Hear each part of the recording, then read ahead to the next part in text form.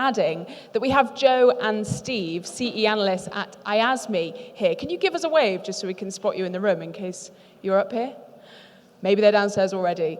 So within the breaks, you have an opportunity to speak to lots of representatives. There's also the Ask the Experts stand down there with Ellie and Glenn from CyberSmart ready for you too. Now it is my absolute pleasure to invite our next speaker who's going to share the more human element of cybersecurity and cyber psychology. Anete Poriete is the lead researcher in user experience and cyber psychology at CyberSmart, and this piece is going to take a little bit of a different take on the topics that you are exploring with your customers. So we'll get you a microphone and then it will be over to you. Please give her a warm round of applause.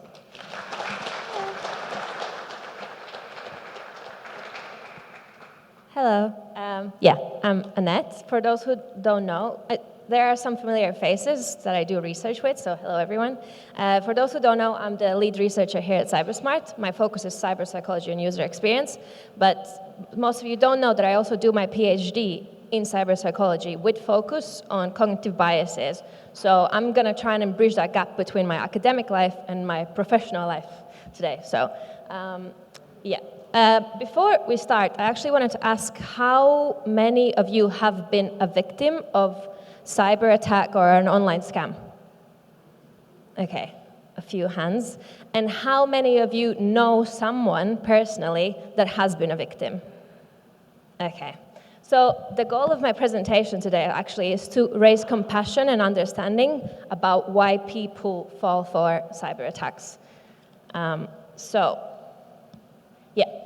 To start with, so why do people fall for cybercrime? So many cyber criminals, they tend to use persuasion techniques, such as personal approach, and this is very topical now with generative AI, so they can gather all kinds of personal information about you online and try and make it seem more intimate. They also use appeals of trust and authority, so for example, here at CyberSmart, we tend to receive emails from Jamie as phishing emails because we want to respond to him so it feels like it's someone we know. And there's always stressed urgency, either a package that you're not going to get or a subscription that's expiring.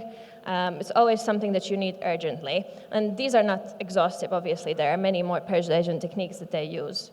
And then there are also quite a few psychological factors why we tend to fall for cybercrime.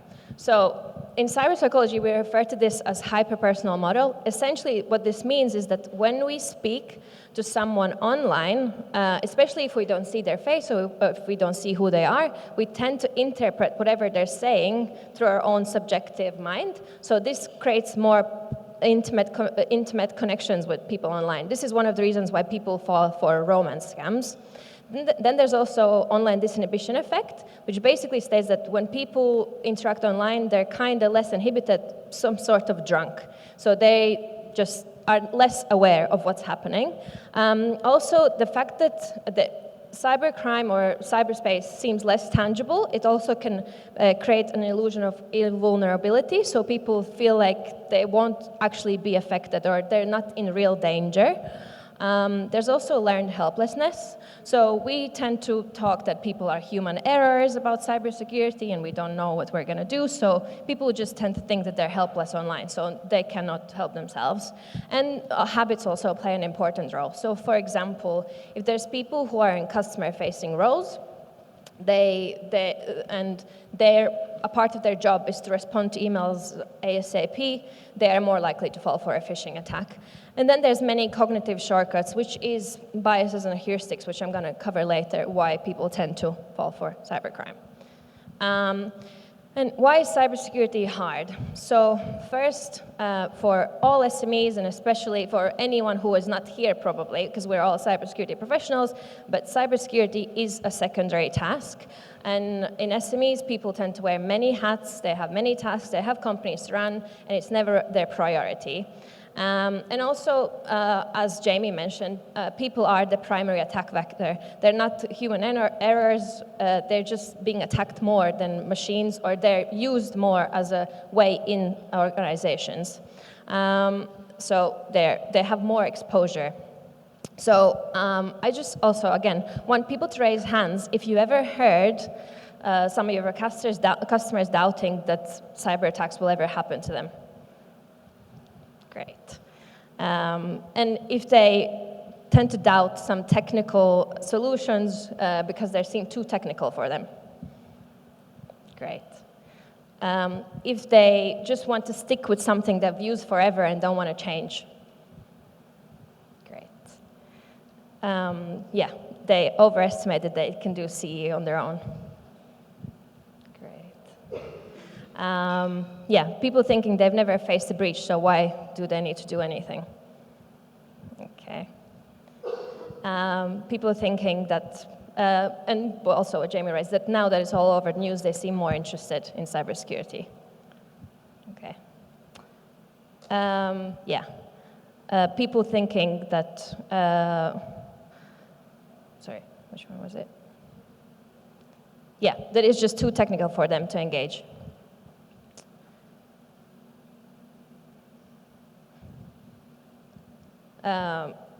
Yeah, so people comparing their organization to other organizations and thinking that some organizations don't do this, so why do we need to do that?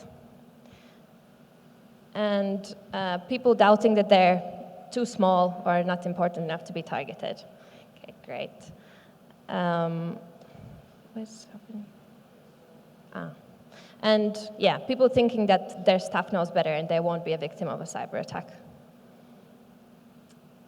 Great. So all of those are actually cognitive biases and heuristics people have developed around cybersecurity.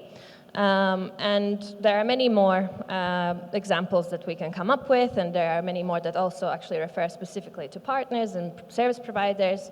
But why do we actually tend to rely on heuristics and biases? So there are two different theories that kind of explain why we tend to rely on heuristics and biases. So first is dual process model. So this basically states that there are two ways we make decisions. It's either fast, automatic, and this is when we tend to rely on heuristics or biases that we have, or system two, which is more slow, we're more deliberate, we take time to make decisions. However, this still is prone more to biases because biases can still be like underlying beliefs that we have about something. And then there's also a theory of bounded rationality, which basically states that we cannot make fully rational decisions ever because we just cannot consider all possible variables. So we tend to rely on what we know or what we assume or what we see as the first thing. And also, cybersecurity is very uncertain for people who are not technical, and people tend to use more heuristics and biases in situations when they're uncertain. So I wanted to, so in my PhD, I've looked at many, many biases. I've identified like 60 plus biases in relation to cybersecurity, but I want to discuss the 9 top ones, and I think the most relatable ones to security behaviors. So first one is optimism bias, so which basically states that people overestimate desired outcomes and underestimate undesired outcomes. So, and there's also an element of social comparison. So for example, people think they are less likely to fall for a phishing attack than one of their colleagues. Another one is overconfidence bias. So people overestimate skills or their specific tools. This could be also people putting too much trust in some solutions they have. So people think that, oh, I have antivirus, this is going to protect me from everything.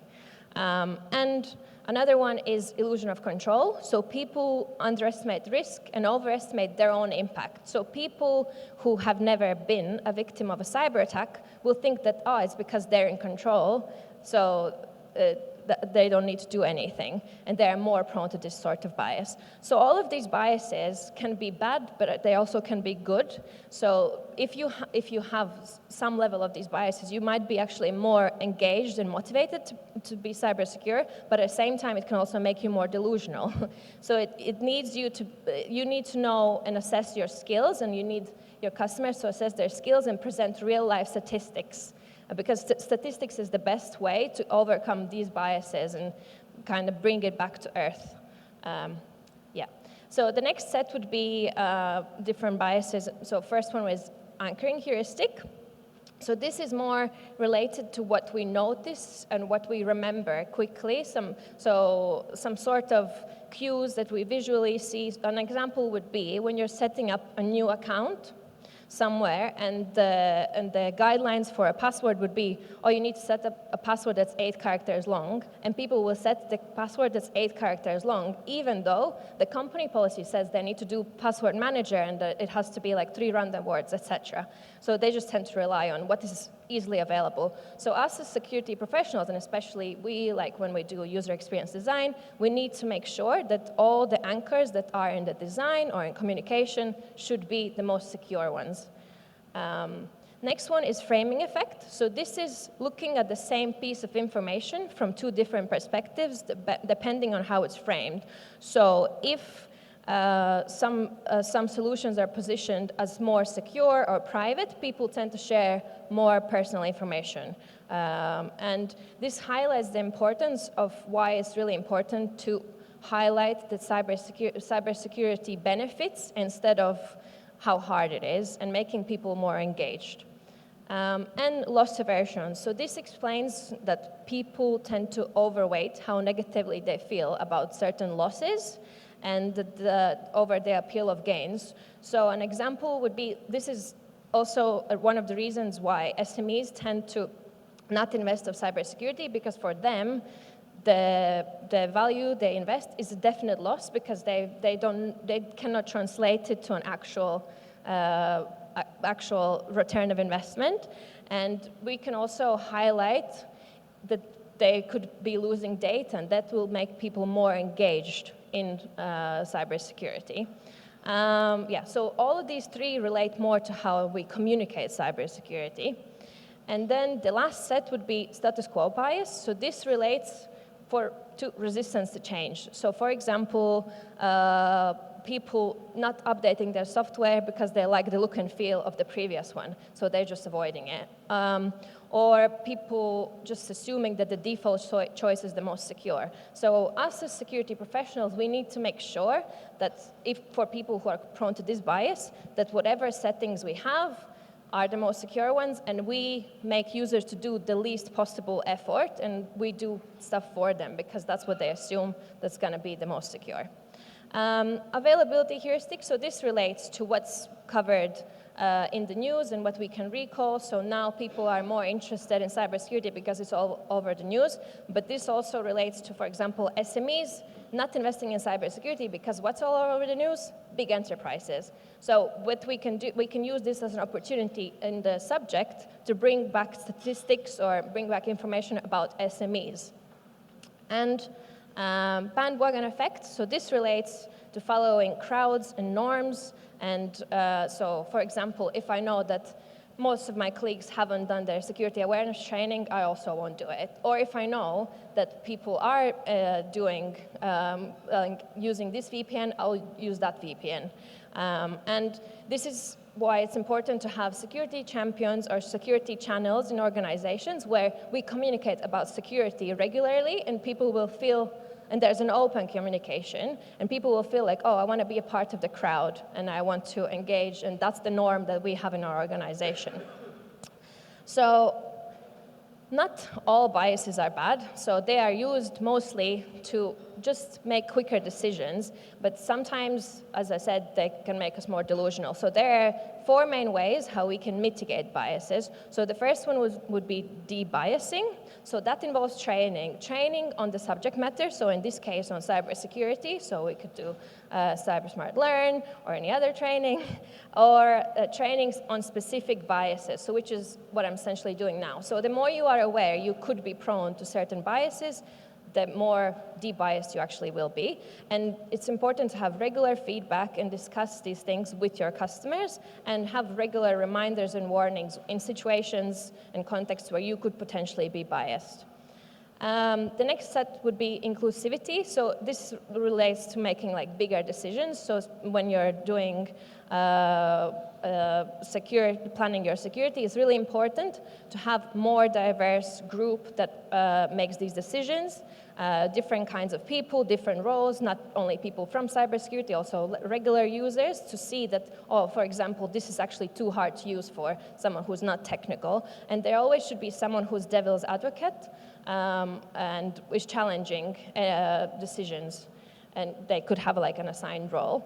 And then there are strategies, so just easy kind of snippets that we can use so you can teach this to your customers. So just always consider the opposite. If you think this is secure, consider what if it isn't. Or basic rules, so if X then Y, so what we know now at CyberSmart, if we receive an email from Jamie, then we know it's spam. And mindfulness, just for people to slow down and consider, oh, is this email actually aligning with the procedures that we have in our organization, or is it a little suspicious? Just for people not to be rushed and rebiasing. So sometimes actually overcoming a bias could be replaced by another bias. So for example, if we have status quo bias, which is resistance to change, there's another bias which is called action bias. So we actually teach people that you need to always take action. This is not the best technique in my opinion, but it is a technique. And the last one is choice architecture, so which is where I think we as CyberSmart sit a lot, is what we bring to the users. So what is it usable, what we highlight in our communications, what is salient in our design, what are the default settings, and this is also when you are setting up cybersecurity for your customers, and reframing, just making cybersecurity more positive and engaging, and just highlighting the benefits and that people can do it, and just empowering people. So I have the key takeaways that I want people to take from this talk is just to have compassion and understand that everyone has different experiences. Everyone, like most of you know someone who has fallen for a cyber attack. Just have passion for these people, because cybersecurity is hard. There's a lot of uncertainty. There are many rules, many policies. It's hard to keep up with. And we should, as security professionals, try and reduce the cognitive overload that the users have, and try and make it as easy as possible with our communications, with our designs, with the products we choose to sell to our customers, and try and teach at every step. Every interaction you have with your customer is an opportunity to remind them about something and challenge them about something they might have forgotten. And why do I have a picture of David Hockney's self-portrait? So this is something that I went to an exhibition in Paris, which was great, but the best thing I saw in the exhibition was this lady that was wearing this backpack that said, eat your vegetables, get enough sleep, wear a helmet, and use two-factor authentication. And this is the way I want people just to think about cybersecurity. It's something positive and something happy and default. So yeah, any questions? Okay, new slide also. If you want, join partner feedback program. So some of you are a part of it. We do research at CyberSmart. Every 4 research sessions you take, every studies, it could be interview, survey, etc., you get a £100 Amazon voucher. It's a win-win for everyone. We get insights, we build better products for you, and you get voucher, and also the product is more usable for you. So yeah, but any questions about my presentation, go ahead. Thank you, Anete. Let's give her a round of applause. Really appreciate it. Like she says, again, we have Vicky at the back. I'll be at the front here. Does anyone have any questions? And we can come to you. I'm under instructions to avoid the speaker, so I might have to pass the mic around. Any questions at all? Or put your hand up if you have put a question in the app, and I can check my iPad. Well, just from me, if you don't mind, Anete, everyone here seems to be nodding vigorously when you were talking about identifying biases with their customer bases. But what advice do you have, once they have started to identify those biases, how to then communicate with the client without, I suppose, being condescending or patronizing? No one wants to be told that they're biased. What would you say to that?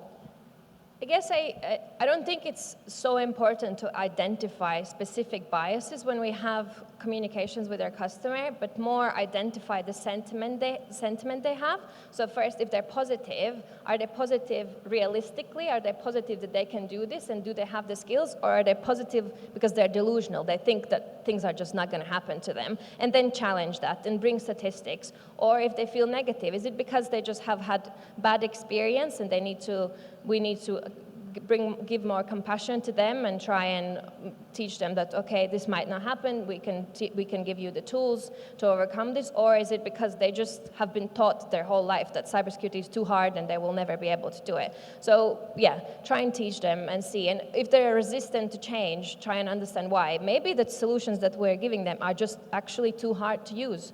Or maybe it's just they are resistant to change because, yeah, they've been taught their whole life. So that cybersecurity is hard. And try and reframe the communication that we have. I think that's more important than pinning specific biases, but yeah, just the sentiment and try and kind of flip it around. Understood. Thank you. There's a question at the front here. Vicky's coming to you. Really picking up on what both you and Jamie have said about tools. Yeah. So if we flip the narrative on its head and we make the human the most important part and the last defense in the cyber defense chain, it's our job to give them all the tools to help them do that.